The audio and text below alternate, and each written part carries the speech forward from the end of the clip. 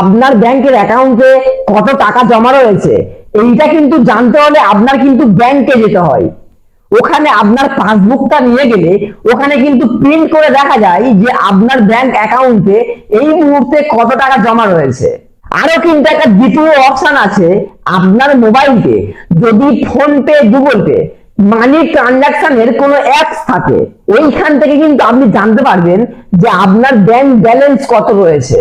আর আমরা কিন্তু সবাই কিন্তু phone pay, Google pay apps কিন্তু আমরা ব্যবহার করি না। তো আজকের পর থেকে আপনার কিন্তু ব্যাংকে যেতে হবে না যে আপনার ব্যাংকে কত ব্যালেন্স রয়েছে চেক করার জন্য। খুব সহজেই যে কোনো ব্যাংকের ব্যালেন্স আপনি কিন্তু চেক করতে পারবেন। তো যে কোনো ব্যাংকের ব্যালেন্স চেক করার জন্য আপনি সবচেয়ে প্রথমে চলে যাবেন প্লে স্টোরতে। তো সার্চ অপশনটা ক্লিক করে আপনি সার্চ করবেন অল ব্যাংক ব্যালেন্স চেক। তো আপনি এই অ্যাপসটা দেখে দেখে কিন্তু ইনস্টল করবেন। তো অ্যাপটা ইনস্টল করা হয়ে গেলে আপনি ওপেন করে নেবেন। ওপেন করলে দেখবেন আপনার সামনে অ্যামাউন্টটা ইন্টারফেস শো করবে। এখান থেকে ল্যাঙ্গুয়েজ সিলেক্ট করে নিয়ে এখান থেকে সাবমিট অপশনটা ক্লিক করবেন। তো এখানে দেখতে পাবেন সমস্ত ব্যাংকের নাম কিন্তু এখানে শো করবে। আপনার হয়তো হতে পারে state bank of India, bank of India, Punjab national bank, Axis bank, HDFC bank.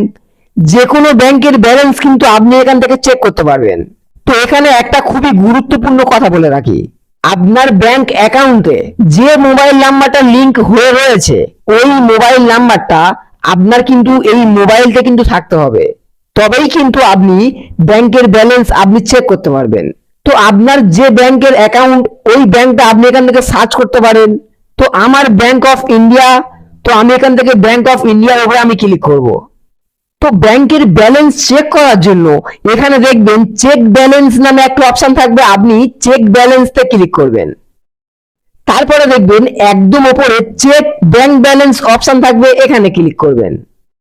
তো যখনই আপনি ক্লিক করবেন দেখবেন আপনার মোবাইলতে কিন্তু একটা পারমিশন চাইবে কল করার জন্য। তো আপনি এখান থেকে অ্যালাউ করে পারমিশন দিয়ে দেবেন। যখনই পারমিশন দিয়ে দেবেন দেখবেন আপনার মোবাইলে যদি দুটো সিম কার্ড থাকে, দুটো সিম কার্ড কিন্তু এখানে শো করবে। তো আপনার ব্যাংক অ্যাকাউন্টে যে মোবাইল নাম্বারটা লিংক করা আছে ওই নাম্বারটা কিন্তু আপনি এখান থেকে সিলেক্ট করবেন, তাহলে আপনার কিন্তু একটা কল চলে যাবে। তো কল যাওয়ার পরেই অটোমেটিকলি কিন্তু কল কেটে যাবে। তো এখানে দেখবেন 20 সেকেন্ড কিন্তু সময় চাইবে। তো তারপরে আপনি এখান থেকে আপনার মেসেজ যে অপশন রয়েছে মোবাইলতে, মেসেজ অপশনটা আপনি চলে যাবেন। তো আমি মেসেজ অপশনে চলে যাব। তো মেসেজ অপশনতে গিয়ে আপনি কিন্তু দেখতে পাবেন যে আপনার ব্যাংকে কত ব্যালেন্স রয়েছে। আপনাকে মেসেজের মাধ্যমে জানিয়ে দেবে যে আপনার ব্যাংক ব্যালেন্স কত টাকা রয়েছে। তো ভিউয়ার্স, এই ছিল আজকের ভিডিও। আশা করছি এই ভিডিওটা আপনার কোনো উপকারটা আসবে। সত্যি যদি কোনো উপকারটা আসে তাহলে ভিডিওতে মাস্ট একটা লাইক করবেন। আর এই রকম মোবাইল রিলেটেড ভিডিওগুলো পাওয়ার জন্য আমার চ্যানেলটাকে সাবস্ক্রাইব করে আমার পাশে থাকবেন।